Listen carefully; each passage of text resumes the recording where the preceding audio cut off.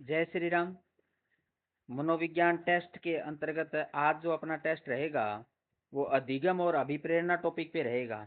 यानी आज के जो क्वेश्चन रहेंगे वो अधिगम के टॉपिक पे और अभिप्रेरणा के टॉपिक पे रहेंगे। तो इससे संबंधित महत्वपूर्ण 100 क्वेश्चन इस वीडियो के दौरान रहने वाले हैं।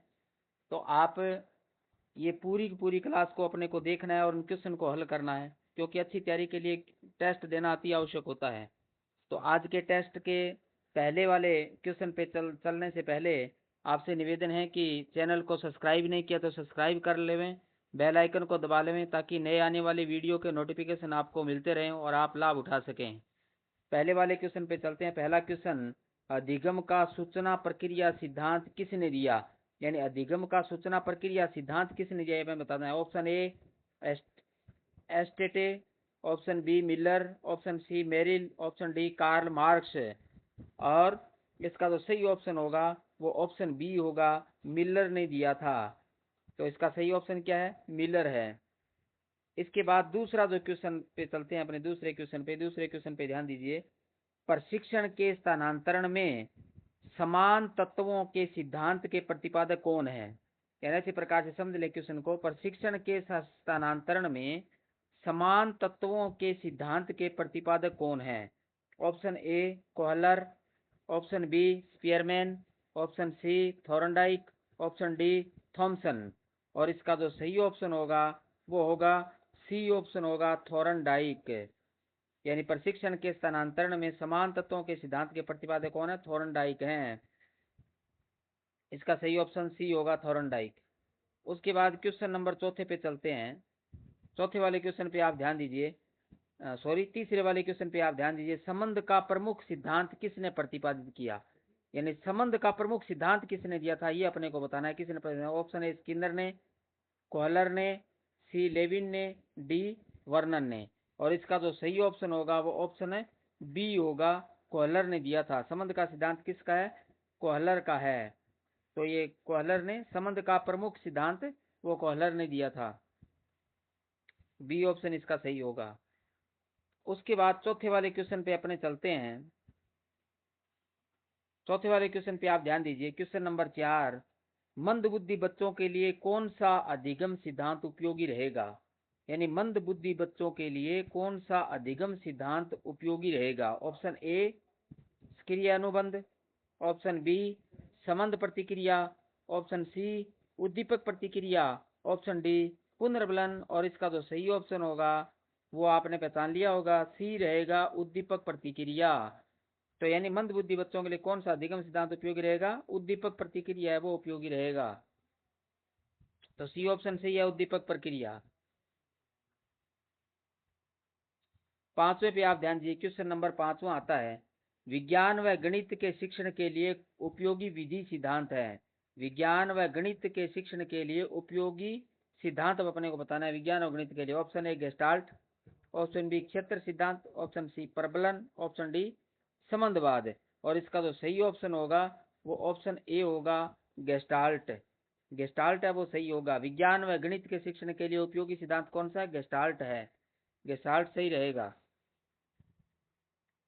उसके बाद आगे वाला क्वेश्चन आता है, क्वेश्चन नंबर 6।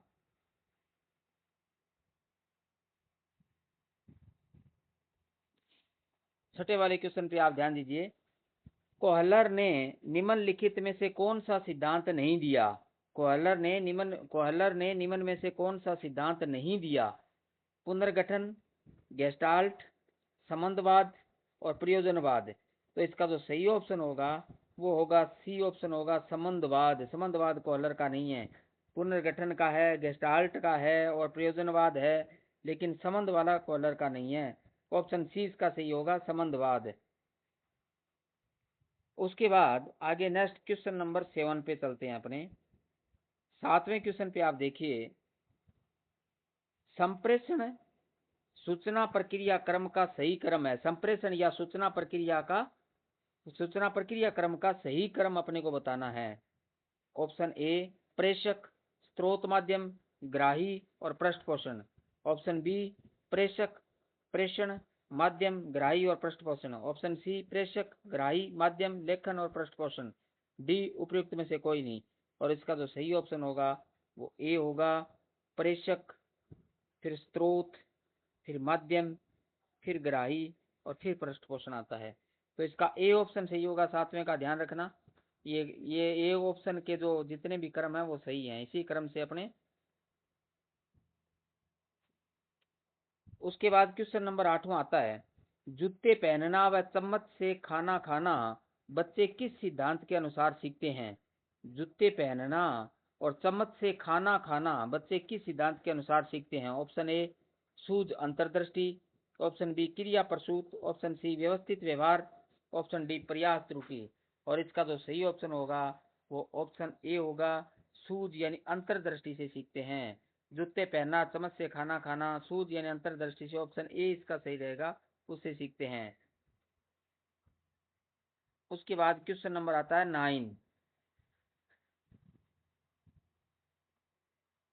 9 वाले क्वेश्चन पे आप ध्यान दीजिए। 9वां क्वेश्चन, टाई की गांठ बांधना, बहुत अच्छा क्वेश्चन है। टाई की गांठ बांधना किस के सिद्धांत के अनुसार व्यक्ति सीखते हैं? टाई की गांठ बांधना किस सिद्धांत के अनुसार व्यक्ति सीखते हैं? Option A Kohler, Skinner, Pavlov, D Thorndike.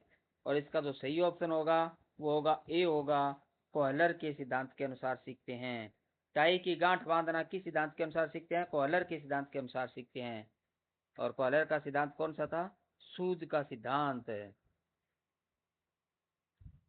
Question number 10वें पे चलते हैं। 10वां क्वेश्चन, मानसिक रोगियों के निवारात्मक शिक्षण में सर्वाधिक उपयोगी सिद्धांत किसने प्रतिपादित किया? यानी मानसिक रोगियों के निवारात्मक शिक्षण में सर्वाधिक उपयोगी सिद्धांत किसने प्रतिपादित किया? Option A Skinner, option B Kohler, option C Pavlov और ऑप्शन डी थॉर्नडाइक। और इसका सही जो ऑप्शन है वो ऑप्शन ए होगा, स्किनर होगा। तो इसका स्किनर होगा, यानी मानसिक रोगियों के निवारात्मक शिक्षण में सर्वाधिक उपयोगी सिद्धांत किसने प्रतिपादित किया? स्किनर ने किया था। तो सही ऑप्शन होगा वो स्किनर रहेगा इसका। उसके बाद क्वेश्चन नंबर 11वें पे चलिए।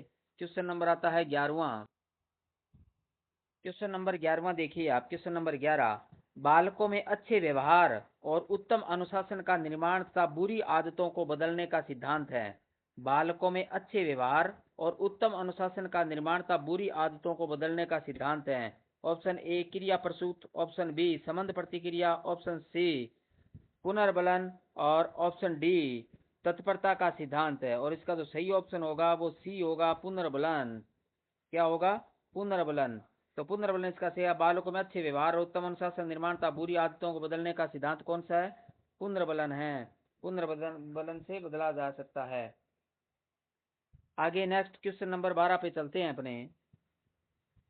12वें वाले क्वेश्चन पे आप देखिए। क्वेश्चन नंबर 12, बौद्धिक क्रिया अवस्था होती है। बौद्धिक क्रिया अवस्था होती है। बौद्धिक क्रिया अवस्था, ऑप्शन ए जन्म से 2 वर्ष, 2 से 7 वर्ष, सी 7 से 12 वर्ष, डी 12 से 15 वर्ष।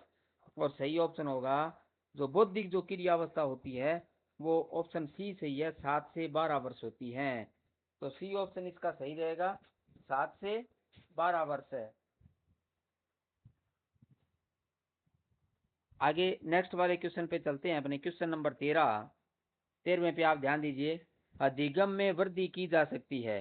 अधिगम में वृद्धि की जा सकती है। ऑप्शन ए प्रोत्साहन देकर, ऑप्शन बी विद्यालय देकर, ऑप्शन सी विदेश में भेजकर, ऑप्शन डी इनमें से कोई नहीं। और सही उत्तर होगा वो ऑप्शन ए होगा, प्रोत्साहन देकर। अधिगम में वृद्धि की जा सकती है, कैसे? प्रोत्साहन देकर के की जा सकती है। तो ए ऑप्शन इसका सही होगा। क्वेश्चन नंबर 14वें पे आप ध्यान दीजिए। क्वेश्चन नंबर 14वां, अनुबंधन के गोबर की शुरुआत किसके द्वारा की गई थी? अनुबंधन के गोचर की शुरुआत किसके द्वारा की गई थी? अनुबंधन के गोचर की शुरुआत किसके द्वारा की गई थी? Option A Kohler, option B Lewin, option C Thorndike, option D Pavlov. और इसका तो सही ऑप्शन होगा वो ऑप्शन डी होगा, पावलोव होगा। पावलोव ने की थी। तो अनुबंधन के गोचर की शुरुआत पावलोव ने की थी। अनुबंधन के गोचर की शुरुआत पावलोव के द्वारा की गई थी। उसके बाद क्वेश्चन नंबर आता है 15। 15वें पे चलते हैं अपने। पावलोव के शास्त्रीय अनुबंधन में, पावलोव के शास्त्रीय अनुबंधन में ऑप्शन ए पहले भोजन बाद में घंटी, ऑप्शन बी पहले घंटी तत्पश्चात भोजन प्रस्तुत किया गया, ऑप्शन सी भोजन व घंटी साथ साथ प्रस्तुत किए गए, और ऑप्शन डी सिर्फ भोजन प्रस्तुत किया गया। तो पावलोव के प्रयोग में क्या किया गया था, ये आप प्रयोग को अच्छी प्रकार से आपने पढ़ा है। तो इसका जो सही ऑप्शन होगा वो ऑप्शन बी होगा, पहले घंटी दी गई तत्पश्चात भोजन प्रस्तुत किया गया। पहले घंटी और उसके बाद क्या किया गया था, भोजन प्रस्तुत किया गया था। तो पावलोव के शास्त्रीय अनुबंधन में क्या हुआ, पहले घंटी और उसके बाद भोजन दिया गया। बी ऑप्शन इसका सही होगा। क्वेश्चन नंबर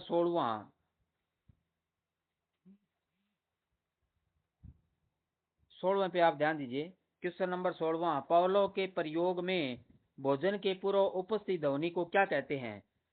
पावलोव के प्रयोग में भोजन के पूर्व उपस्थित ध्वनि को क्या कहते हैं। ऑप्शन ए अनुबंधित उद्दीपक, ऑप्शन बी अनानुबंधित उद्दीपक, ऑप्शन सी विलंबित उद्दीपक, ऑप्शन डी उदासीन उद्दीपक। तो पावलोव के प्रयोग में भोजन के पूर्व उपस्थित ध्वनि को क्या कहते हैं, ये अपने को ऑप्शन ए सही है, अनुबंधित उद्दीपक कहते हैं। क्या कहते हैं, अनुबंधित उद्दीपक, क्योंकि अनुबंध किया गया था। घंटी का किसके साथ अनुबंधित किया गया, भोजन के साथ अनुबंधित किया गया था। तो ये अनुबंधित उद्दीपक होगा। घंटी क्या है, अनुबंधित उद्दीपक है। उसके बाद क्वेश्चन नंबर आता है 17, पावलोव के प्रयोग में भोजन को अनुबंध की भाषा में क्या कहा है। यानी पावलोव के प्रयोग में भोजन को अनुबंधन की भाषा में क्या कहा है। ऑप्शन एक अनुबंधित उद्दीपक, अनानुबंधित अनुक्रिया, सी अनानुबंधित उद्दीपक, और डी अनुबंधित अनुक्रिया। और इसका जो सही ऑप्शन होगा वो सी होगा, अनानुबंधित उद्दीपक। यानी पावलोव के प्रयोग में भोजन को अनुबंधन की भाषा में क्या कहा है, अनानुबंधित उद्दीपक कहा है। अनानुबंधित उद्दीपक भोजन को कहा गया है। ऑप्शन सी इसका सही होगा।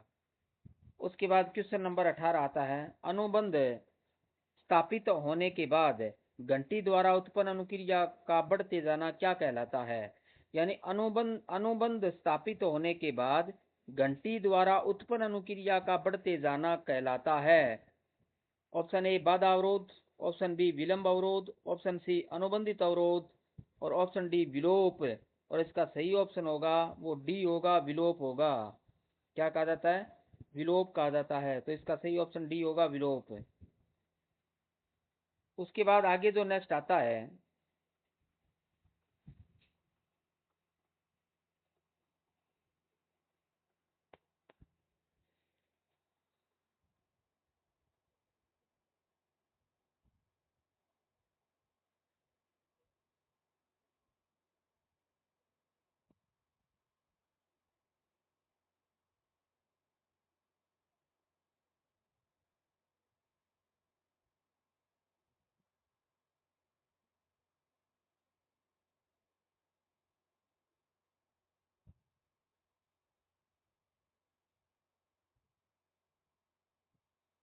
विलोप के बाद आगे क्वेश्चन नंबर 19 आता है। 19 वाले क्वेश्चन पे आप ध्यान दीजिए।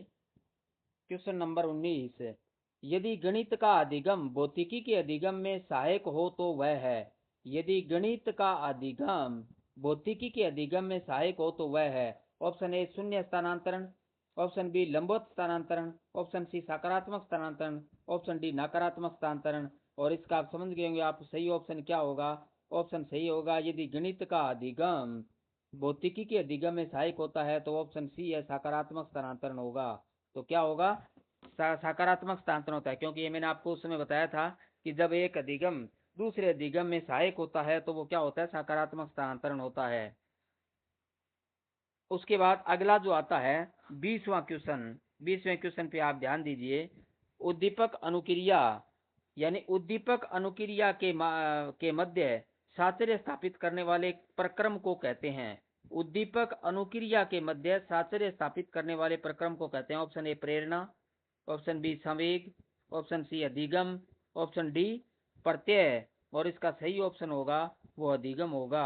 क्या होगा, सी ऑप्शन होगा, अधिगम होगा। उद्दीपक अनुक्रिया के मध्य साहचर्य स्थापित करने वाले प्रक्रम को क्या कहते हैं, अधिगम कहते हैं।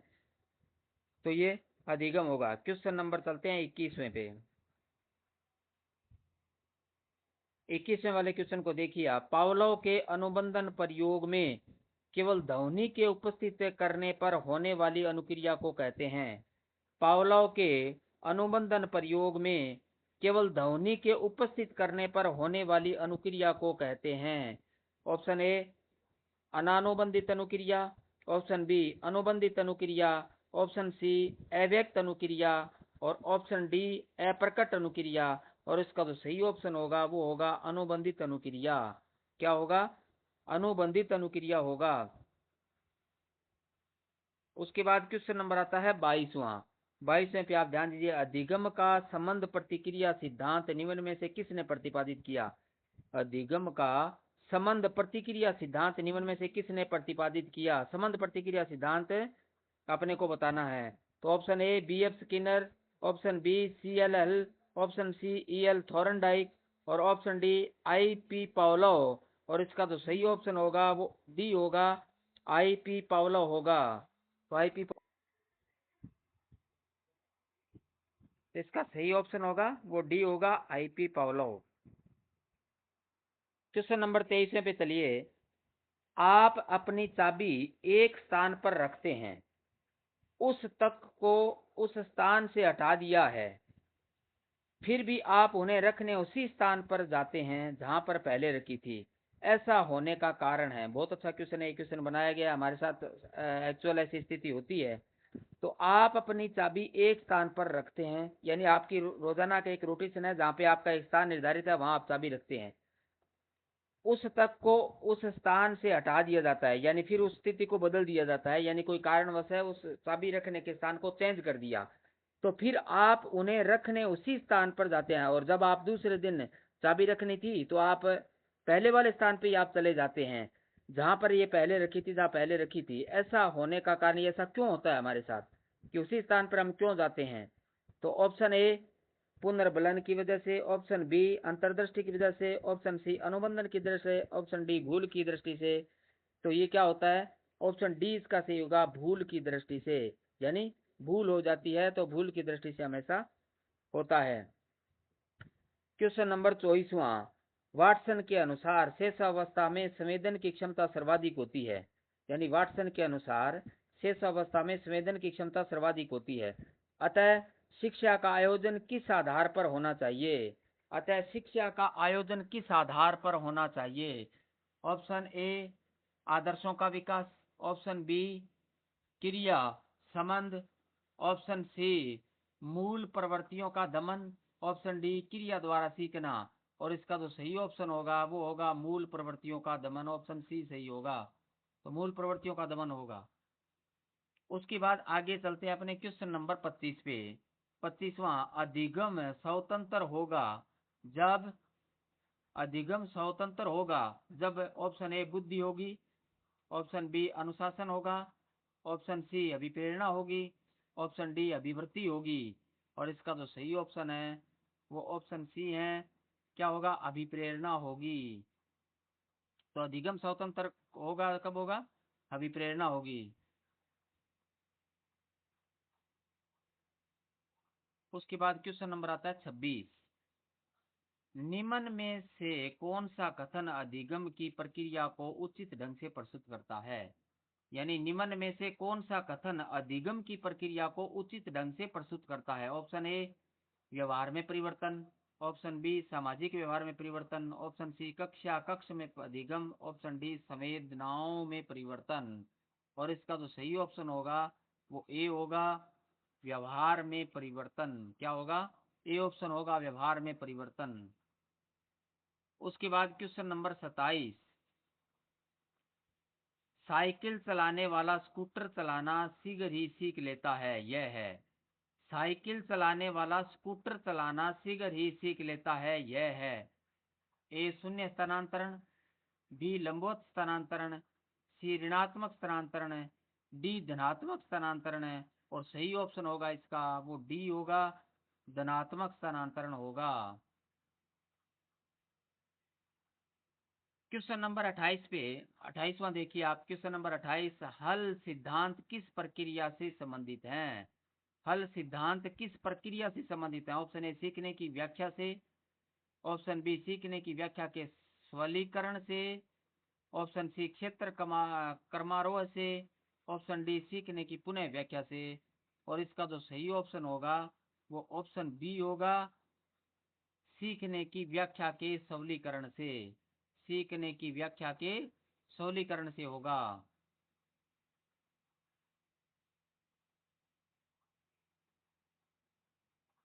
उसके बाद क्वेश्चन नंबर आता है 29। कोहलर ने अधिगम संबंधी प्रयोग किए। कोहलर ने अधिगम संबंधी प्रयोग किए चिंपांजी पे, कुत्ते पर, बिल्ली पर और कबूतर पर। और कोहलर के प्रयोग किस पे थे? ऑप्शन ए सही होगा, आपको पता है चिंपांजी पे किए थे इन्होंने, बंदर पे किए थे, चिंपांजी पे किए थे।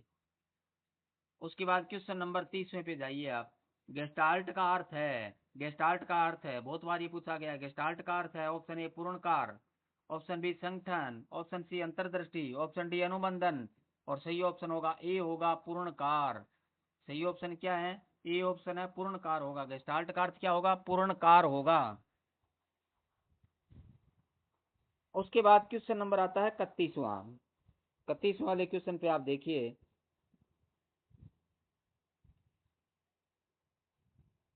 सीखने का अंतर्दृष्टि सिद्धांत किसकी देन है?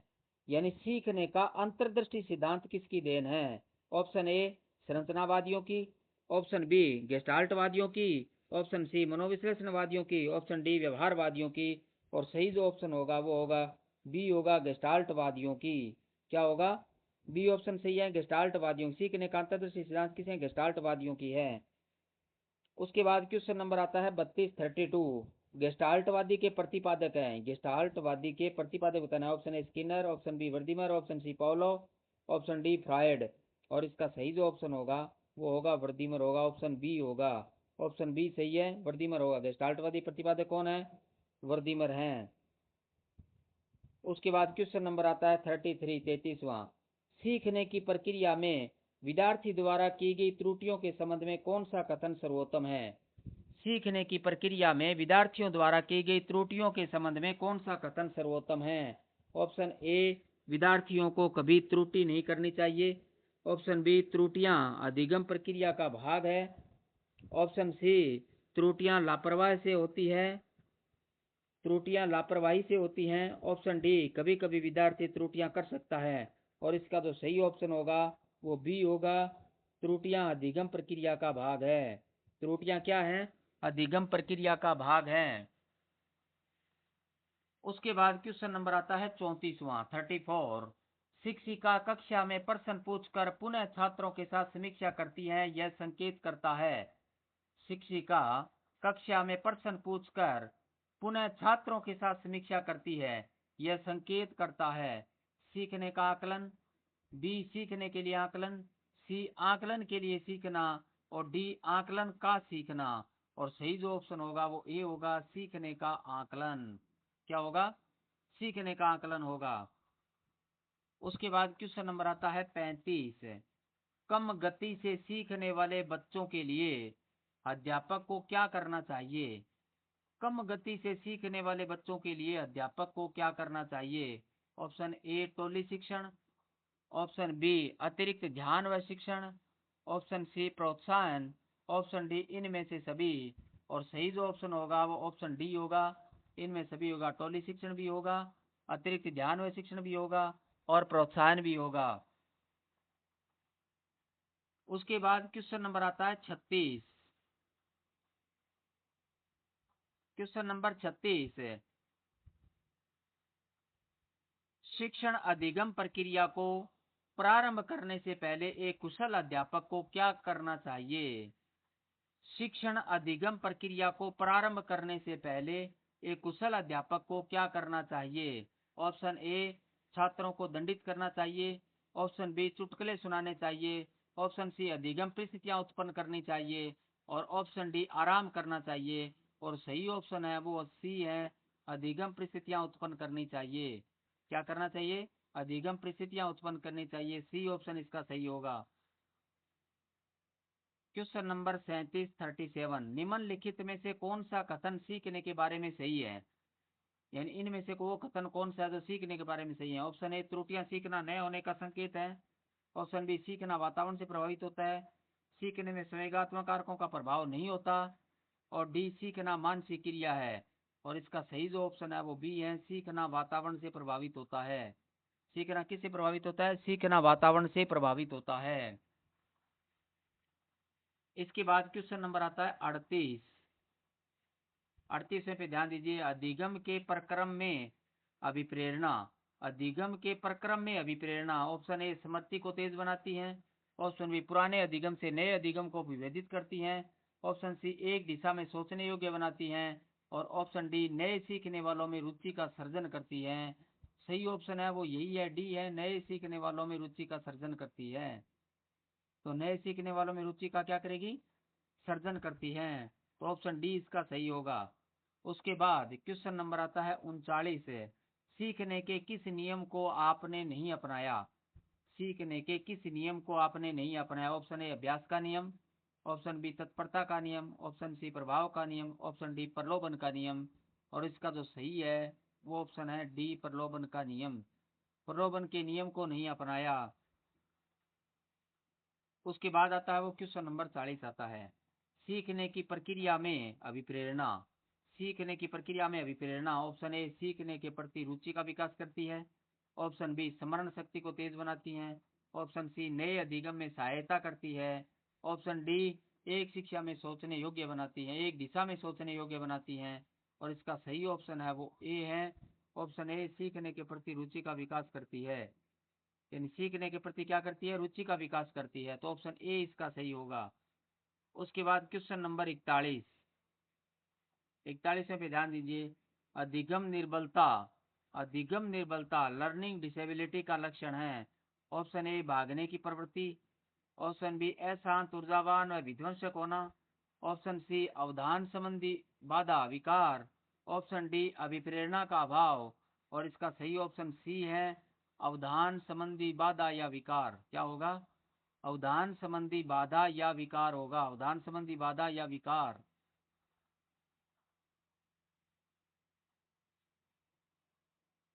उसके बाद 42 नंबर। क्रिकेट खिलाड़ी गेंदबाजी का कौशल विकसित कर लेता है पर बल्लेबाजी में प्रभावित नहीं करता, इसे कहते हैं। क्रिकेट खिलाड़ी गेंदबाजी का कौशल विकसित कर लेता है पर बल्लेबाजी में प्रभावित नहीं करता, इसे कहते हैं। ऑप्शन ए, द्विपक्षीय प्रशिक्षण अंतरण। ऑप्शन बी, निपुणात्मक प्रशिक्षण अंतरण। ऑप्शन सी, शून्य प्रशिक्षण अंतरण। और ऑप्शन डी, इनमें से कोई नहीं। तो सही ऑप्शन होगा वो सी होगा, शून्य प्रशिक्षण अंतरण होगा। क्या होगा? सी ऑप्शन, शून्य प्रशिक्षण अंतरण होगा। उसके बाद आता है क्वेश्चन नंबर 43, 43। सीखना समृद्ध हो जाता है यदि। सीखना समृद्ध हो जाता है यदि कक्षा में अधिक ध्यान दिया जाए। बी, वास्तविक दुनिया के उदाहरणों का उपयोग हो। सी, अधिक शिक्षण सामग्री का प्रयोग हो। डी, शिक्षक अधिक व्याख्या दें।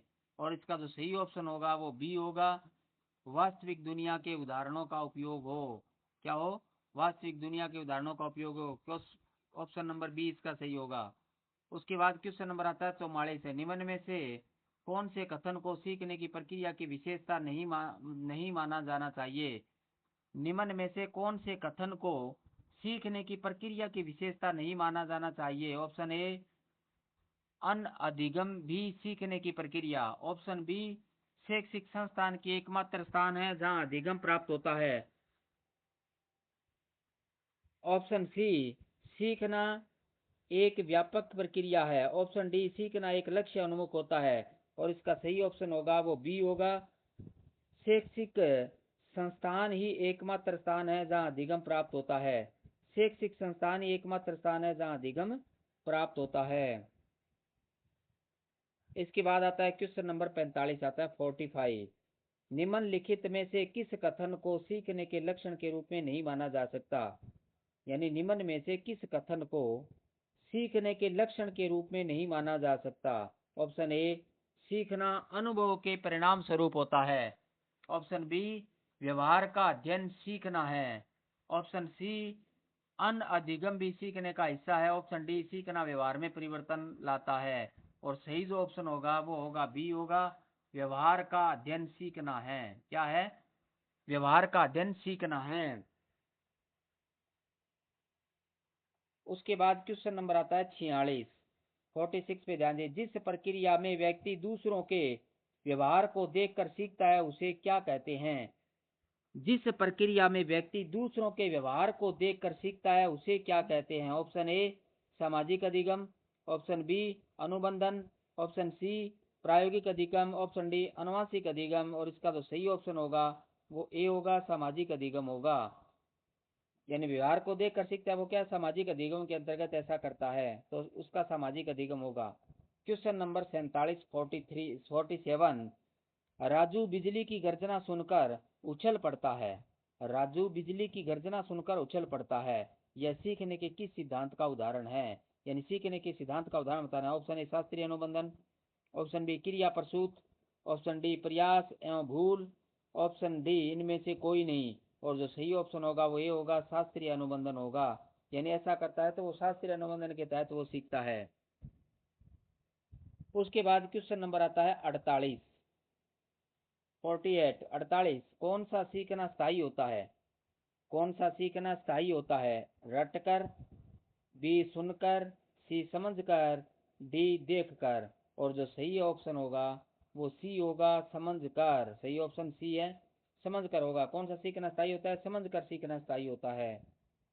उसके बाद है क्वेश्चन नंबर 49, 49, 49 में देखिए, संवेदना अधिगम के अंतर्गत निम्नलिखित सीखा जाता है। संवेदन अधिगम के अंतर्गत निम्नलिखित सीखा जाता है। ऑप्शन ए मनोविज्ञान, ऑप्शन बी पारंपरिक अनुबंधन, वातावरण और मनोदैहिक। और इसका सही ऑप्शन है वो है मनोदैहिक है। क्या सीखा जाता है? मनोदैहिक सीखा जाता है। तो सही ऑप्शन मनोदैहिक होगा, मनोदैहिक सीखा जाता है। उसके बाद क्वेश्चन नंबर 50, 50 आता है, निम्नलिखित में से शास्त्रीय अनुबंधन का उदाहरण है। यानी इनमें से शास्त्रीय अनुबंधन का उदाहरण अपने को बताना है। ऑप्शन ए कुत्ता विद्युत झटके की मदद से सीखता है, बी चूहा भोजन हेतु लीवर दबाना सीखता है, सी कुत्ता घंटी बजने पर लार टपकाना है और टपकाना सीखता है, और डी कबूतर भोजन हेतु कुंजी को चोंच मारना सीखता है। और इसका सही है वो सी है, कुत्ता घंटी बजने पर लार टपकाना सीखता है। कुत्ता क्या करता है? घंटी बजने पर लार टपकाना सीखता है। तो सी ऑप्शन इसका सही होगा। इसके बाद क्वेश्चन नंबर आता है 51, 51, एक शिक्षक से मार खाने के बाद सभी शिक्षकों के से डरने लगना उदाहरण है। एक शिक्षक से मार खाने के बाद सभी शिक्षकों से डरने लगना उदाहरण है। ऑप्शन ए सामाजिक अधिगम सिद्धांत, ऑप्शन डी अनुबंधन सिद्धांत, ऑप्शन सी गेस्टाल्ट सिद्धांत, ऑप्शन डी संज्ञानात्मक सिद्धांत है। और इसका सही ऑप्शन है वो ऑप्शन बी है, अनुबंधन सिद्धांत। क्या होगा? अनुबंधन सिद्धांत होगा। क्वेश्चन नंबर 52, अधिगम को प्रभावित करने वाला व्यक्तिगत कारक है। अधिगम को प्रभावित करने वाला व्यक्तिगत कारक बताना। ऑप्शन ए संचार के साधन, ऑप्शन बी संवेशक समूह है, ऑप्शन सी अध्यापक, ऑप्शन डी परिपक्वता आयु। और जो सही ऑप्शन होगा वो ऑप्शन डी होगा, परिपक्वता एवं आयु होगा। क्या होगा? परिपक्वता एवं आयु होगा। इसके बाद क्वेश्चन नंबर 53 आता है, मनोवैज्ञानिक थोरनडाइक ने व्यक्ति को किस आधार पर बांटा है?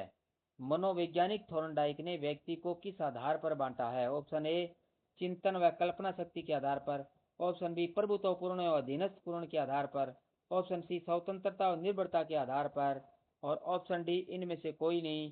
सही जो ऑप्शन होगा वो ऑप्शन ए होगा, चिंतन व कल्पना शक्ति के आधार पर। किस आधार पर बांटा गया? चिंतन व कल्पना शक्ति के आधार पर बांटा गया। तो ए ऑप्शन इसका सही होगा। उसके बाद क्वेश्चन नंबर आता है 54, प्रयास व त्रुटि में सबसे महत्वपूर्ण क्या है? प्रयास व त्रुटि में सबसे महत्वपूर्ण क्या है? अभ्यास, बी प्रेरणा, सी लक्ष्य, और डी वाद विवाद। और इसका जो सही होगा वो ए होगा, अभ्यास होगा। यानी प्रयास एवं त्रुटि में सबसे महत्वपूर्ण क्या है? अभ्यास सबसे महत्वपूर्ण है।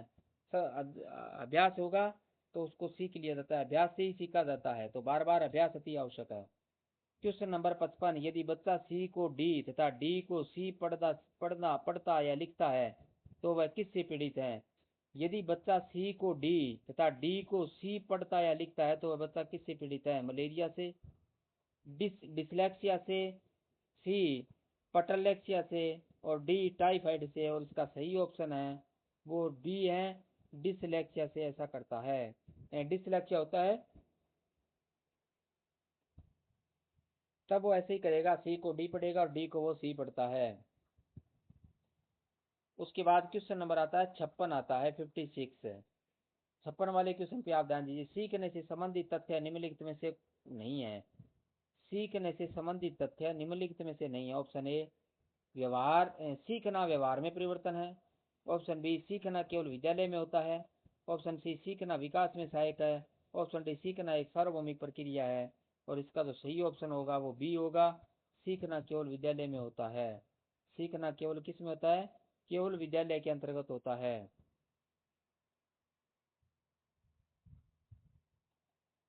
क्वेश्चन नंबर 57 पे आप ध्यान दीजिए।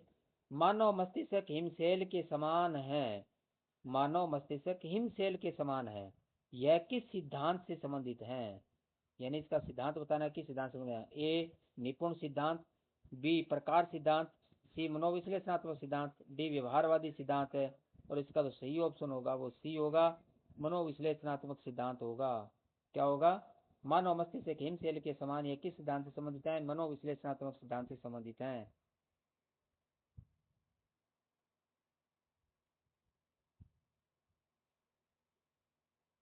क्वेश्चन नंबर 58 जिन इच्छाओं की पूर्ति नहीं होती उनका भंडार ग्रह क्या है? जिन इच्छाओं की पूर्ति नहीं होती उनका भंडार ग्रह क्या है? इदम इड, अहम ईगो, परम अहम सुपर ईगो, और डी इदम और अहम। इसका सही ऑप्शन होगा वो क्या होगा? इदम होगा, यानी क्या होगा? इड होगा। तो इच्छाओं की पूर्ति नहीं होती है, भंडार क्या होता है? इड होता है, इदम होता है, इदम या इड होता है। सीधी जब इच्छाओं की पूर्ति नहीं होती है वो इच्छाएं क्या चली जाती हैं? इड या इदम के अंतर्गत वो चली जाती हैं। क्वेश्चन नंबर 59 पियाजे के अनुसार संवेदी क्रियात्मक अवस्था की आयु है। यानी पियाजे के अनुसार संवेदी क्रियात्मक अवस्था की आयु हमें बतानी है। ऑप्शन ए जन्म से 2 वर्ष, ऑप्शन बी 2 से 7 वर्ष, ऑप्शन सी 7 से 11 वर्ष, ऑप्शन डी 11 से 16 वर्ष। और जो सही ऑप्शन होगा वो ऑप्शन ए होगा, जन्म से 2 वर्ष होगी। यानी संवेदी क्रियात्मक अवस्था की आयु क्या है? जन्म से 2 वर्ष है। तो ये जीन पियाजे का ये सिद्धांत है। बहुत बार इससे क्वेश्चन पूछा जाता है। 4 उन्होंने टोटल इन्होंने अवस्थाएं बताई थी, और इन चारों का आयु का अपने को ध्यान रखना है। तो इसका ऑप्शन ये होगा, जन्म से 2 वर्ष तक। उसके बाद क्वेश्चन नंबर आता है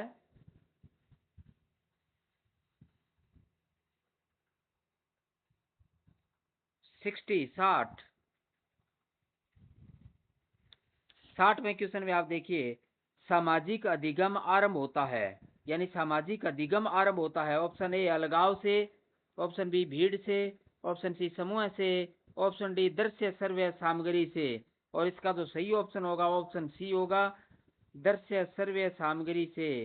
यानी सामाजिक अधिगम आरंभ होता है, किससे होता है? दृश्य श्रव्य सामग्री से आरंभ होता है। अलगाव से भी नहीं होता, भीड़ से भी नहीं होता, समूह से भी नहीं होता। तो डी ऑप्शन इसका सही रहेगा, दृश्य श्रव्य सामग्री से होता है। उसके बाद क्वेश्चन नंबर आता है 61 61वां विशिष्ट अधिगम विकलांगता का उदाहरण है। विशिष्ट अधिगम विकलांगता का उदाहरण है। ऑप्शन ए मानसिक मंदता, option B dyslexia, option C ADHD, option D autism. और इसका जो सही ऑप्शन होगा वो बी होगा, डिसलेक्सिया। क्या होगा? विशिष्ट अधिगम विकलांगता का उदाहरण क्या है? डिसलेक्सिया है। मानसिक मंदता भी नहीं है, एडीएचडी नहीं है, ऑटिज्म भी नहीं है। तो ऑप्शन बी इसका सही है, डिसलेक्सिया होगा। उसके बाद क्वेश्चन नंबर आता है 62 वाले क्वेश्चन पे ध्यान दिए। बच्चों के संज्ञानात्मक विकास को सबसे अच्छे तरीके से कहाँ परिष्कृत किया जा सकता है? बच्चों के संज्ञानात्मक विकास को सबसे अच्छे तरीके से कहाँ परिष्कृत किया जा सकता है? ऑप्शन ए खेल के मैदान में, ऑप्शन बी विद्यालय एवं कक्षा में, ऑप्शन सी ऑडिटोरियम में, ऑप्शन डी घर में। और इसका जो सही ऑप्शन होगा वो होगा बी होगा, विद्यालय एवं कक्षा में। कहाँ किया जा सकता है? विद्यालय एवं कक्षा में परिष्कृत किया जा सकता है। उसके बाद क्वेश्चन नंबर आता है 63 सीखने का वह सिद्धांत जो पूर्णतः अवलोकनीय व्यवहार पर आधारित है। यानी सीखने का वह सिद्धांत जो पूर्णतः अवलोकनीय व्यवहार पर आधारित है। ऑप्शन ए संरचनावादी, ऑप्शन बी विकासवादी, ऑप्शन सी व्यवहारवादी, ऑप्शन डी है वो है मानववादी। और इसका जो सही ऑप्शन होगा वो ऑप्शन सी होगा, व्यवहारवादी होगा। सीखने का सिद्धांत जो पूर्णतः अवलोकनीय व्यवहार पर आधारित है व्यवहारवादी होगा। ऑप्शन सी इसका सही होगा। क्वेश्चन नंबर चलते हैं अपने 64वें पे। अमूर्त चिंतन की अवस्था है, अमूर्त चिंतन की अवस्था है, यानी एब्स्ट्रैक्शंस, अमूर्त चिंतन की अवस्था है। ऑप्शन ए 7 से 12 वर्ष, ऑप्शन बी 12 वर्ष से वयस्क तक, ऑप्शन डी 2 से 7 वर्ष तक, और ऑप्शन डी है जन्म से 2 वर्ष तक। और इसका जो सही ऑप्शन होगा वो ऑप्शन बी होगा, 12 वर्ष से वयस्क तक है। क्या होगा?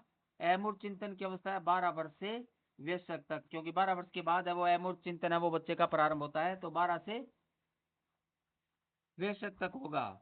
उसके बाद क्वेश्चन नंबर आता है 65 पियाजे के अनुसार बौद्धिक विकास का निर्धारक तत्व नहीं है। पियाजे के अनुसार बौद्धिक विकास का निर्धारक तत्व नहीं है। ऑप्शन ए सामाजिक संरचना, ऑप्शन बी अनुभव, ऑप्शन सी संतुलनीकरण, ऑप्शन डी परिपक्वता। तो इसका जो सही ऑप्शन होगा वो ऑप्शन ए होगा, सामाजिक संरचना। पियाजे के अनुसार बौद्धिक विकास का निर्धारक तत्व क्या है? सामाजिक संरचना है। उसके बाद आता है क्वेश्चन नंबर 66 है। किस सिद्धांत में प्रतिक्रिया होने पर पुनर्बलन देने का सुझाव दिया गया? किस सिद्धांत में प्रतिक्रिया होने पर पुनर्बलन देने का सुझाव दिया गया? ऑप्शन ए संबंध प्रतिक्रिया सिद्धांत, ऑप्शन बी सूझ का सिद्धांत, ऑप्शन सी चालक युक्तता का सिद्धांत, ऑप्शन डी क्रिया प्रसूत सिद्धांत। और इसका जो सही ऑप्शन होगा वो डी होगा, क्रिया प्रसूत सिद्धांत होगा। सही इसका उत्तर क्या होगा कि प्रतिक्रिया होने पर पुनर्बलन देने का सुझाव दिया गया क्रिया प्रसूत सिद्धांत के द्वारा दिया गया था। तो ऑप्शन डी इसका सही होगा। क्वेश्चन नंबर 67 पे जाइए अपने। क्रिया प्रसूत अनुबंधन सिद्धांत का शिक्षकों के लिए निहितार्थ है। क्रिया प्रसूत अनुबंधन सिद्धांत का शिक्षकों के लिए निहितार्थ है। ऑप्शन ए पर्याप्त अभ्यास करना, ऑप्शन बी उचित व्यवहार का पुनर्बलन करना, ऑप्शन सी प्रवृत्ति को रोचक बनाना, ऑप्शन डी बार बार प्रयास करना। और इसका जो उचित जो अपने सही जो ऑप्शन है वो बी है, उचित व्यवहार का पुनर्बलन करना। यानी क्रिया प्रसूत अनुबंधन सिद्धांत का शिक्षकों के लिए निहितार्थ है उचित व्यवहार का पुनर्बलन करना, अनुचित व्यवहार का पुनर्बलन करना चाहिए। उसके बाद अगला जो क्वेश्चन आता है वो क्वेश्चन नंबर आता है 68। सक्रिय अनुबंधन में अधिगम संबंध है, सक्रिय अनुबंधन में अधिगम संबंध है। ऑप्शन ए उद्दीपक उद्दीपक उद्दीपक, ऑप्शन बी अनुक्रिया उद्दीपक, ऑप्शन सी उद्दीपक अनुक्रिया, ऑप्शन डी अनुक्रिया अनुक्रिया अनुक्रिया। और इसका जो सही ऑप्शन होगा वो ऑप्शन बी होगा, अनुक्रिया उद्दीपक। क्या होगा? सक्रिय अनुबंधन में अधिगम संबंध है, अनुक्रिया उद्दीपक संबंध है। क्या है? अनुक्रिया उद्दीपक। बी ऑप्शन इसका सही होगा। उसके बाद क्वेश्चन नंबर आता है 69। अभिकर्मित अधिगम सामग्री में व्यक्तिगत विभिन्नताओं का ध्यान रखा जाता है, इसकी पुष्टि किस बात से होती है? अभिकर्मित अधिगम सामग्री में व्यक्तिगत विभिन्नताओं का ध्यान रखा जाता है, इसकी पुष्टि किस बात से होती है? ऑप्शन ए विद्यार्थी अपनी गति से सीख सकते हैं, ऑप्शन बी सामग्री बहुत रोचक होती है, ऑप्शन सी सामग्री को आसान ढंग से प्रस्तुत किया जाता है, और ऑप्शन डी सामग्री बहुत आकर्षक होती है। तो इस प्रकार इसका जो सही ऑप्शन होगा वो ऑप्शन ए होगा, विद्यार्थी अपनी गति से सीख सकते हैं, विद्यार्थी अपनी गति से सीख सकते हैं। तो ऑप्शन ए इसका सही होगा। उसके बाद क्वेश्चन नंबर आता है 70। अधिगम का व्यवहारिक सिद्धांत निम्नलिखित हैं। अधिगम का व्यवहारिक सिद्धांत निम्नलिखित हैं।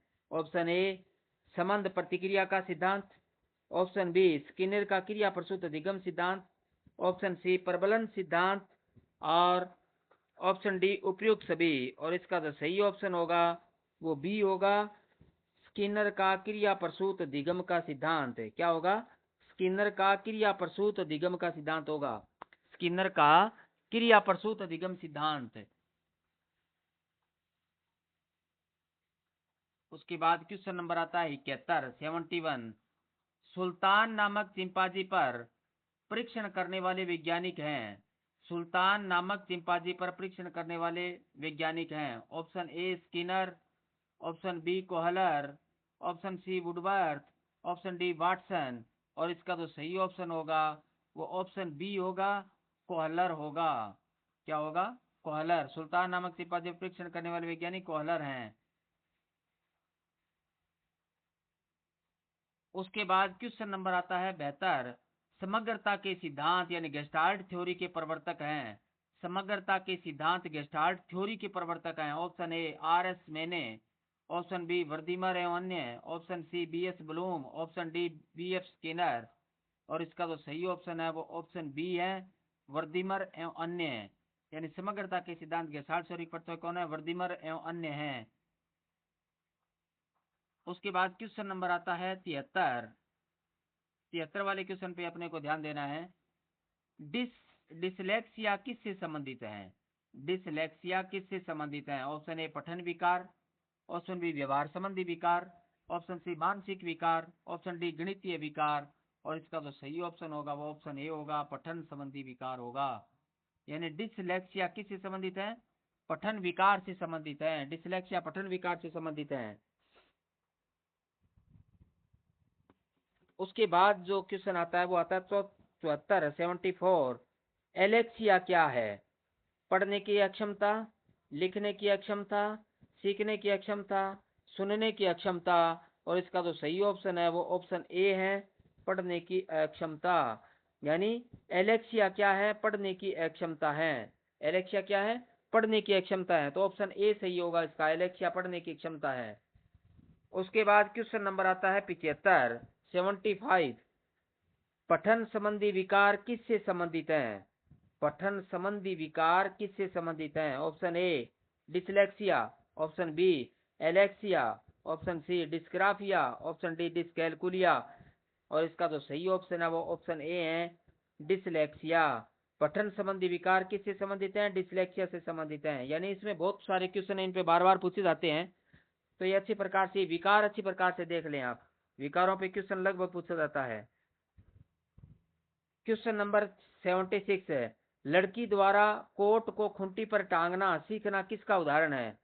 लड़की द्वारा कोट को खूंटी पर टांगना सीखना किसका उदाहरण है? ऑप्शन ए श्रृंखलाबद्ध अधिगम, ऑप्शन बी उद्दीपक अनुक्रिया अधिगम, ऑप्शन सी प्रत्यय अधिगम, ऑप्शन डी इनमें से सभी। और ऑप्शन इसका क्या होगा?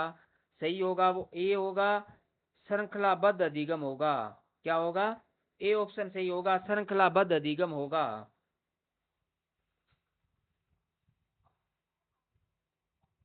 उसके बाद क्वेश्चन नंबर आता है 77 77वां। निम्न में से कौन सा उदाहरण अधिगम को प्रदर्शित करता है? निम्न में से कौन सा उदाहरण अधिगम को प्रदर्शित करता है? ऑप्शन ए हाथ जोड़कर अध्यापक का अभिवादन करना, ऑप्शन बी स्वादिष्ट भोजन देकर मुंह में लार आना, ऑप्शन सी चलना भागना और फेंकना, ऑप्शन सी इनमें से सभी। और इसका जो सही ऑप्शन है वो होगा, ए होगा, हाथ जोड़कर अध्यापक का अभिवादन करना। क्या होगा? हाथ जोड़कर अध्यापक का अभिवादन करना। ए ऑप्शन इसका सही होगा।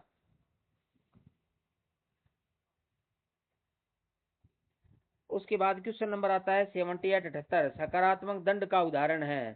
सकारात्मक दंड मित्रों के द्वारा उपहास, मित्रों के साथ समय बर्बाद करना, मीन मेख निकालना बंद करना और उपयोग सभी। और इसका जो सही ऑप्शन है वो ऑप्शन ए होगा, मित्रों के द्वारा उपहास। यानी सकारात्मक दंड क्या है? मित्रों के द्वारा उपहास है। उसके बाद क्वेश्चन नंबर आता है 79 79। 79 देखिए, पियाजे के अनुसार विकास की पहली अवस्था 0 से 2 वर्ष में बच्चा सबसे अच्छा सीखता है। पियाजे के अनुसार विकास की पहली अवस्था 0 से 2 वर्ष में बच्चा सबसे अच्छा सीखता है। इंद्रियों द्वारा, बी निश्चित शब्दों को समझने द्वारा, सी अमूर्त तरीके से चिंतन द्वारा, डी पूर्व में अर्जित ज्ञान के अनुप्रयोग द्वारा। तो इसका जो सही ऑप्शन होगा वो ऑप्शन ए होगा। अपने को पता ही है क्यों इंद्रियों के द्वारा सीखता है। तो बच्चा 0 से 2 वर्ष में इन तीनों द्वारा सबसे अधिक। उसके बाद क्वेश्चन नंबर आगे नेक्स्ट पे चलते हैं 80 पे 80 पे 80 वाला क्वेश्चन आप देखिए। बच्चे दुनिया के बारे में अपनी समझ का सर्जन करते हैं, इसका श्रेय किसे जाता है? बच्चे दुनिया के बारे में अपनी समझ का सर्जन करते हैं, यह श्रेय किसे जाता है? Option A Skinner, option B पियाजे, option C Paulo, option D Kohler. और इसका जो सही ऑप्शन होगा वो ऑप्शन बी होगा, पियाजे को जाता है। बच्चे दुनिया के बारे में अपनी समझ का सर्जन करते हैं, इसका श्रेय किसे जाता है? पियाजे को जाता है।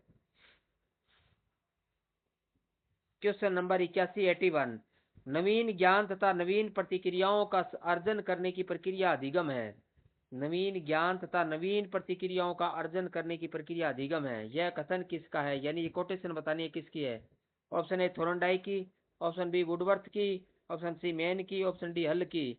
और इसका जो सही ऑप्शन है वो बी है, वुडवर्थ की है। किसकी है? वुडवर्थ की। तो नवीन ज्ञान तथा नवीन प्रतिक्रियाओं का अर्जन करने की प्रक्रिया अधिगम है, यह कथन वुडवर्थ का है। उसके बाद क्वेश्चन नंबर आता है 82 बच्चा पूर्व अनुभवों के आधार पर नई स्थिति में अनुक्रिया करता है, यह किस नियम से संबंधित है? बच्चा पूर्व अनुभवों के आधार पर नई स्थिति में अनुक्रिया करता है, यह किस नियम से संबंधित है? ऑप्शन ए अभिवर्ती नियम, ऑप्शन बी तत्परता नियम, ऑप्शन सी सादृश्यता नियम, ऑप्शन डी प्रभाव का नियम। और इसका जो सही ऑप्शन होगा वो सी होगा, सादृश्यता का नियम होगा। तो सादृश्यता का नियम सही होगा। उसके बाद क्वेश्चन नंबर आता है 83 यानी 83वां पियाजे के अनुसार संज्ञानात्मक विकास की कितनी अवस्थाएं हैं? पियाजे के अनुसार संज्ञानात्मक विकास की कितनी अवस्थाएं हैं? Option A 3, option B 4, option C 5, option D 6। और सही ये ऑप्शन है वो आप समझ ही गए, 4 हैं। कितनी है? 4। ऑप्शन बी सही होगा, क्योंकि पियाजे ने 4 अवस्थाएं बताई थी, संज्ञानात्मक की 4 अवस्थाओं के बारे में इन्होंने उल्लेख किया था। 84वां बच्चा अमूर्त स्तर पर चिंतन एवं समस्या समाधान किस अवस्था में करता है? बच्चा अमूर्त स्तर पर चिंतन एवं समस्या समाधान किस अवस्था में करता है? ऑप्शन ए पूर्व संक्रियात्मक अवस्था 2 से 7 वर्ष, ऑप्शन बी मूर्त संक्रियात्मक अवस्था 7 से 11 वर्ष, ऑप्शन सी औपचारिक संक्रियात्मक अवस्था 11 से 16 वर्ष, और डी है वो क्या है? संवेदी प्रेरक अवस्था 0 से 2 वर्ष। और जो सही ऑप्शन होगा वो सी होगा, औपचारिक संक्रियात्मक अवस्था 11 से 16 वर्ष होगा। औपचारिक संक्रियात्मक अवस्था कितना होगा? 11 से 16 वर्ष, इसका ऑप्शन सही होगा।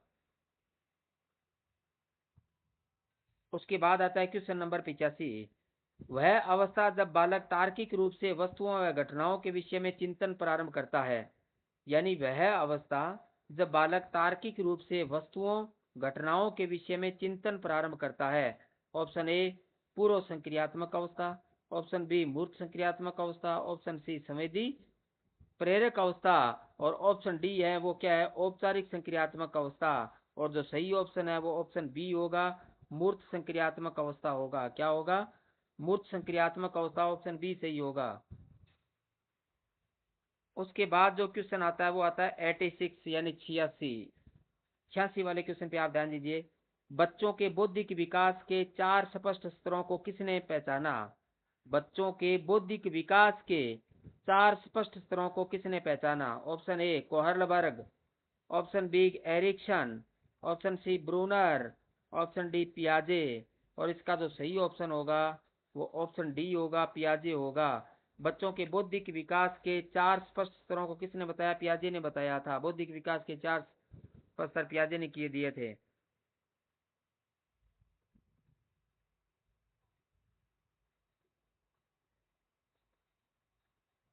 उसके बाद क्वेश्चन नंबर आता है 87 निम्नलिखित में से कौन सा कथन सत्य है? अपने निम्न में से सत्य कथन को अपने को पहचानना है। ऑप्शन ए घोड़े को तालाब पर ले जाया जा सकता है और पानी पीने के लिए बाध्य किया जा सकता है। ऑप्शन बी घोड़े को न तालाब भी ले जाया जा सकता है और न पानी पीने के लिए बाध्य किया जा सकता है। ऑप्शन सी देखिए घोड़े को तालाब पर ले जाकर पानी पिलाने हेतु सब कुछ किया जा सकता है। ऑप्शन डी घोड़े को तालाब तक ले जाया जा सकता है लेकिन पानी पीने के लिए बाध्य नहीं किया जा सकता। और इसका जो सही ऑप्शन होगा वो ऑप्शन डी होगा, क्योंकि ऐसे ही होता है, घोड़े को तालाब पर ले तो जाया जा सकता है लेकिन पानी पीने के लिए बाध्य नहीं किया जा सकता। यानी पानी पीने के लिए बाध्य हम घोड़े को नहीं कर सकते, पानी तभी पिएगा जब उसकी इच्छा होगी। तो इसलिए घोड़े को तालाब पर लेके तो जा सकते हैं लेकिन पानी नहीं पिला सकते। इसका डी ऑप्शन है वो सही होगा। उसके बाद क्वेश्चन नंबर आता है 88, गेस्टाल्ट सिद्धांत के प्रवर्तक हैं। गेस्टाल्ट सिद्धांत के प्रवर्तक अपने को बताना है। आर एस मैने, वर्दीमर वन्य, B S Bloom, B F Skinner. और इसका जो सही ऑप्शन होगा वो बी होगा, क्योंकि अपने को पता ही है वर्दीमर व अन्य गेस्टाल्ट सिद्धांत के प्रवर्तक हैं। उसके बाद क्वेश्चन नंबर आता है 89, 89, बालक अपने व्यवहार की सामाजिक स्वीकृति किस अवस्था में चाहता है। बालक अपने व्यवहार की सामाजिक स्वीकृति किस अवस्था में चाहता है। ऑप्शन ए शेष अवस्था में, ऑप्शन बी बाल्यावस्था में, ऑप्शन शेष अवस्था में, ऑप्शन डी प्रौढ़ अवस्था में। और सही जो ऑप्शन है वो क्या है, ए ऑप्शन है, शेष अवस्था में चाहता है। बालक अपने व्यवहार की सामाजिक स्वीकृति किस अवस्था में चाहता है, शेष अवस्था के अंतर्गत चाहता है। उसके बाद क्वेश्चन नंबर आता है 90, निम्नलिखित में से किस कथन को सीखने के लक्षण के रूप में नहीं माना जा सकता। निम्नलिखित में से किस कथन को सीखने के लक्षण के रूप में नहीं माना जा सकता। ऑप्शन ए व्यवहार का अध्ययन सीखना, ऑप्शन बी अनअधिगम सीखने का हिस्सा है, ऑप्शन सी सीखना एक प्रक्रिया है जो व्यवहार में परिवर्तन करती है, सीखना एक प्रक्रिया है जो व्यवहार में परिवर्तन करती है, डी सीखना अनुभव के परिणाम स्वरूप होता है, सीखना अनुभव के परिणाम स्वरूप होता है। तो जो सही ऑप्शन है वो ए है, ए ऑप्शन है, व्यवहार का अध्ययन सीखना, व्यवहार का अध्ययन सीखना है।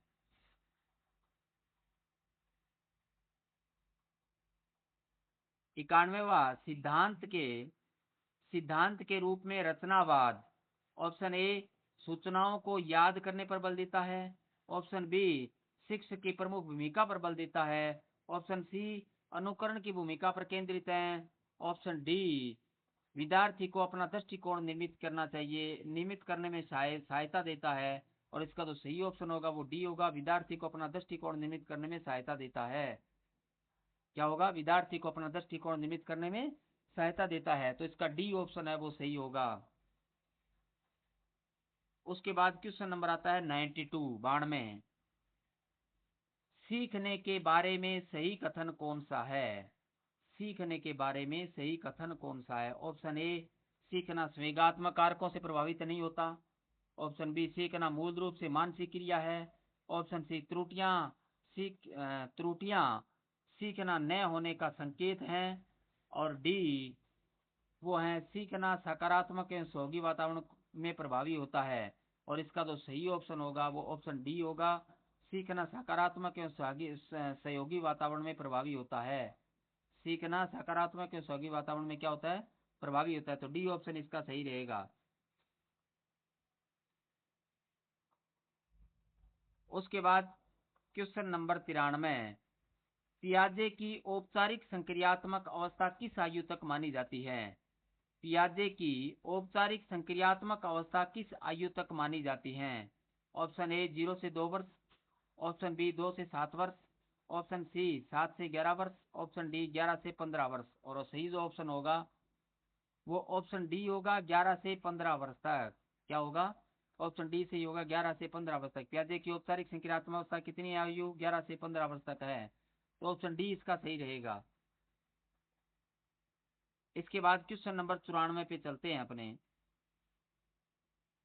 पियाजे के अनुसार संक्रियात्मक अवस्था का समय काल है। पियाजे के अनुसार संक्रियात्मक अवस्था का समय काल है। ऑप्शन ए 2 से 7 वर्ष, ऑप्शन बी 7 से 11 वर्ष, ऑप्शन सी 11 से 15 वर्ष, ऑप्शन डी 15 से 18 वर्ष। और जो सही ऑप्शन होगा वो बी होगा, 7 से 11 वर्ष। पियाजे के अनुसार संक्रियात्मक अवस्था क्या है, 7 से 11 वर्ष है। संक्रियात्मक अवस्था 7 से 11 वर्ष होती है। उसके बाद क्वेश्चन नंबर आता है 95, 95, सीखना व्यवहार में उत्तरोत्तर सामंजस्य की प्रक्रिया है। सीखना व्यवहार में उत्तरोत्तर सामंजस्य की प्रक्रिया, यह कथन किसका है। Option A crow and crow का, ऑप्शन बी पियाजे का, ऑप्शन सी स्किनर का, ऑप्शन डी कोहलर का। और जो सही ऑप्शन होगा वो ए होगा, क्रो व क्रो का। क्या होगा, क्रो एवं क्रो का सही ऑप्शन होगा। इसके बाद क्वेश्चन नंबर 96, वाइगोत्स्की बच्चों के सीखने में किस कारक की महत्वपूर्ण भूमिका पर बल देते हैं? वाइगोत्स्की बच्चों के सीखने में किस कारक की महत्वपूर्ण भूमिका पर बल देते हैं? ऑप्शन ए अनुवांशिक पे, ऑप्शन बी जैविक पे, ऑप्शन सी शारीरिक पे, ऑप्शन डी सामाजिक पे। और इसका जो सही ऑप्शन होगा वो ऑप्शन डी होगा, सामाजिक होगा। क्या होगा? ऑप्शन डी सामाजिक होगा। वाइगोत्स्की बच्चों के सीखने में किस कारक की महत्वपूर्ण भूमिका बल देते हैं? सामाजिक पर बल देते हैं। उसके बाद क्वेश्चन नंबर आता है 97 शिक्षक से संबंधित अधिगम को प्रभावित करने वाला कारक है। शिक्षक से संबंधित अधिगम को प्रभावित करने वाला कारक है। ऑप्शन ए बैठने की व्यवस्था, ऑप्शन बी शिक्षण अधिगम संसाधनों की गुणवत्ता, ऑप्शन सी विषय वस्तु या अधिगम अनुभवों की प्रकृति, ऑप्शन डी विषय वस्तु में प्रवीणता। और इसका जो सही ऑप्शन होगा वो डी होगा, विषय वस्तु में प्रवीणता। क्या होगा? सही ऑप्शन डी होगा, विषय वस्तु में प्रवीणता होगा। क्वेश्चन नंबर 98 निम्नलिखित में से कौन सा सीखने का क्षेत्र है? यानी निम्नलिखित में से कौन सा सीखने का क्षेत्र है? ऑप्शन ए अनुभाविक, ऑप्शन बी भावात्मक, ऑप्शन सी आध्यात्मिक, ऑप्शन डी व्यवहारिक। और इसका जो सही ऑप्शन होगा वो ऑप्शन बी होगा, भावात्मक होगा। यानी निम्नलिखित से कौन सा सीखने का क्षेत्र है? भावात्मक सीखने का क्षेत्र है। तो बी ऑप्शन इसका सही होगा। उसके बाद क्वेश्चन नंबर आता है 99 जब बच्चा कार्य करते हुए ऊबने लगता है तो यह संकेत किसका है? जब बच्चा कार्य करते हुए ऊबने लगता है तो यह संकेत किसका है? ऑप्शन ए कार्य यांत्रिक रूप से बार बार हो रहा है, ऑप्शन बी बच्चा बुद्धिमान नहीं है, ऑप्शन सी बच्चे में सीखने की योग्यता नहीं है, ऑप्शन डी बच्चे को अनुशासित करने की आवश्यकता है। और इसका जो सही ऑप्शन होगा वो ऑप्शन ए ही होगा, कार्य यांत्रिक रूप से बार बार हो रहा है। कार्य यांत्रिक रूप से क्या हो रहा है? बार बार हो रहा है। जब बच्चा कार्य करते हुए ऊबने लगता है तो यह संकेत किसका है? कि कार्य यांत्रिक रूप से बार बार हो रहा है, इसका ये संकेत होता है। उसके बाद अगला जो क्वेश्चन आता है वो आता है क्वेश्चन नंबर 100वां क्वेश्चन। देखिए 100वां क्वेश्चन है। 100वां क्वेश्चन है, ध्यान दीजिए। 3H क्या है? 3H। और इसको अपने हिंदी में कहते हैं हेड कहते हैं, हार्ट कहते हैं, हेड हार्ट। और इसको क्या कहते हैं? हैंड कहते हैं। हेड हार्ट और हैंड, यानी ये 3H है। हेड हार्ट और हैंड का संप्रदाय चलाया था। का संप्रदाय चलाया, यानी किसने चलाया था? यानी ये अपने को बताना है कि 3H हेड हार्ट और हैंड का संप्रदाय चलाया था। किसने चलाया था? ऑप्शन ए पॉलो ने, ऑप्शन बी पेस्टालोजी ने, ऑप्शन सी हर्बर्ट ने, ऑप्शन डी जॉन डीवी ने। और इसका तो सही ऑप्शन होगा वो ऑप्शन बी होगा। किसने चलाया था? पेस्टोलॉजी ने चलाया था। किसने चलाया था? पेस्टोलॉजी। पेस्टोलॉजी ने चलाया था 3H को। किस क्या चलाया था? 3H हेड हार्ट और हैंड, 3H को चलाया था। ये संप्रदाय किसने चलाया था? पेस्टोलॉजी ने चलाया था। तो ये आपकी क्लास का 100वां क्वेश्चन था कि पेस्टोलॉजी ने इसको चलाया था। इसके बाद आगे अपने नेक्स्ट रहेगा, वो आगे नेक्स्ट वाले क्वेश्चन रहेंगे, यानी 101 से लेकर के और ये कंटिन्यू आगे 200 तक चलते रहेंगे।